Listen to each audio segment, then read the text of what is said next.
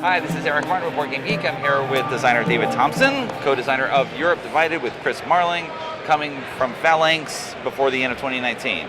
Yep, that's right. Yes, we got a mock-up box right now, so not final production copy That's right, yet. yeah, prototype. But you can tell us how to play. Yeah, sure, absolutely. So it's very timely. Yeah, clearly. Yeah, for, right. That's for the right. game here. Yep. So Europe Divided is a game about the Cold War has ended, right? So we're talking basically begins in the early '90s and comes forward. I think everybody's familiar with the Cold War, obviously. And when we think about what's happened in Europe since then, you don't really think about all the key historical events that have happened. But when we look in the last 3 decades, a lot has changed, right? So right after the end of the Cold War, NATO and the EU both expanded significantly throughout Europe, and Russia wasn't a major player.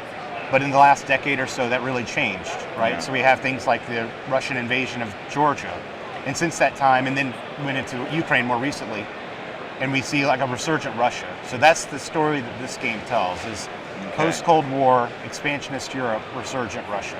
Okay. All right. So right on this timeline, Right. Yeah. the past 10 years. Yeah. or So the game starts in about '91 and it goes through 2019. Okay. So All it's right. current as it could be. Yeah. Okay.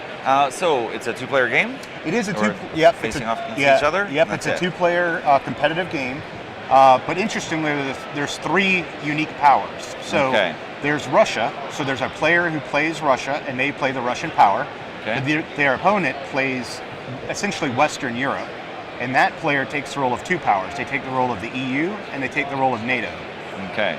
And that is the key element of the game. The asymmetry between those 2 players is the key element, because Russia obviously doesn't have the resources. So they're resource starved, especially early on, and they have to manage all of their actions. How are they going to be resurgent with those limited resources?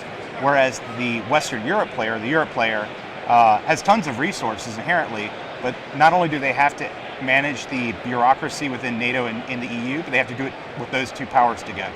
Okay. All right. And then, so you said 3 powers. So we also have Eastern Europe. Well, we have the 2 powers that the Europe player is managing. So they're managing both the EU and NATO. So those 2 powers together, managed by the Europe player. Okay. So NATO and EU. Okay. Yeah. All right. Yep.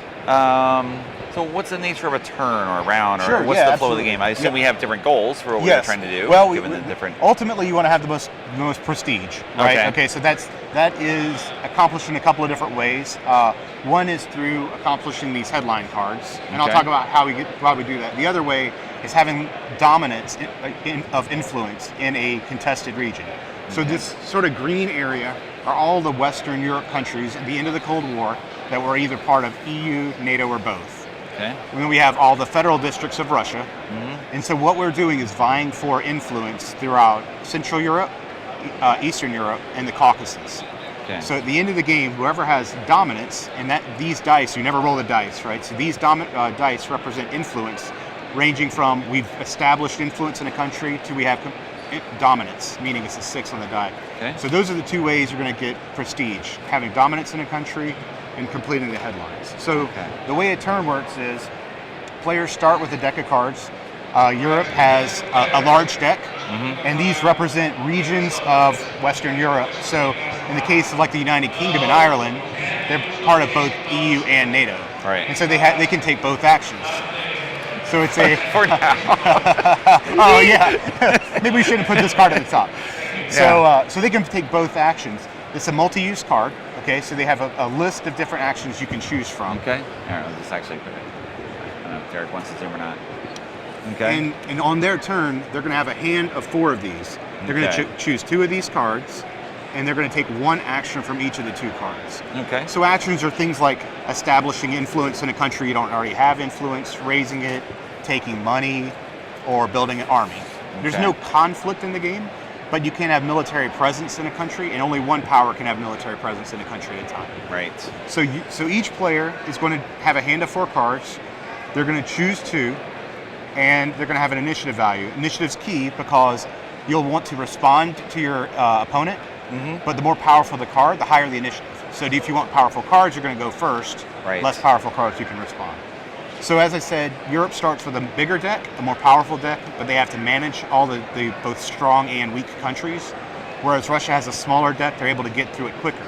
Now, Okay. as you expand into these contested regions, you're going to start taking on their cards, okay? And you're going to add them to their deck.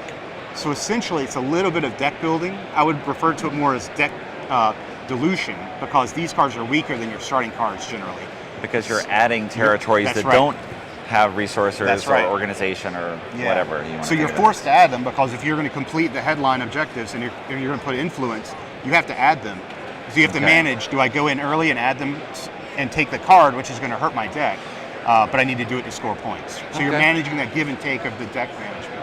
Okay. So then the last thing is, let's talk about the headlines. So you, as a player, you're going to have 3 of these headlines in your hand. Every other turn, you're going to put 1 into play. And so after the 4th turn, we're each going to have, there's going to be 4 total objectives in play. Okay. Now, Europe is going to be scoring objectives that are green, Russia scoring objectives that are red. Obviously, it's a 2-player game, so it's 0 sum. So if I'm either trying to score 2 or deny Russia from scoring 2, either way is Right. fine. But what you're looking at is, it shows you the what you have to accomplish in the headline card to reach that objective.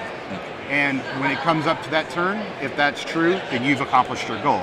Okay. So essentially what you're looking at is, you have 4 turns between when an objective comes out to when it's actually being resolved. So you have 4 turns to manage trying to accomplish it. Right. But of course, you're also seeing 4 different objectives in place. So you're trying to decide, where am I going to invest in my resources. All right. Yeah. Sounds pretty neat. It sounds, I mean, it's the whole interesting point of diluting your deck, Right. of course, does make sense, because that was a big concern for NATO. We're adding That's right. certain countries that don't have the resources that you want to have them be part of NATO, and yet Right. at the same time, it's kind of you're putting in weaker economies. That's or right. just Yeah. And I mean, it's true, right? So all the countries that are NATO or EU aspirants, they want to join. They're in a very long structured program, and the reason for that is, hey, we've got to make sure they meet the requirements. Meanwhile, when you have countries like Ukraine that want to join NATO, but it hasn't happened yet, and Russia makes a move into it, well, now what's going to happen, right? Right. So, yeah, you're able to, and these all these headlines are tied to real world events. So you see Kosovo War, things that we lived through. Looking back, these are key events that have happened in our lifetimes that the game models through a pretty straightforward system. Right. Okay. Thank you very much, David, Yeah, for the overview. This cover is striking. I love this cover. Yeah, it's I mean, great. they've done a great Yeah, job. Phalanx has done a With looking at it. fantastic job with Yeah. the graphic design, with the art. Yeah, super happy with it. Okay, so thank you again for an early look at Europe Divided, coming from Phalanx for the end of 2019. Yeah, Thank you, David. coming from Oh, Phalanx soon, and it's on Kickstarter now. All right, if you're watching the video right now. Ends, when does Kickstarter end?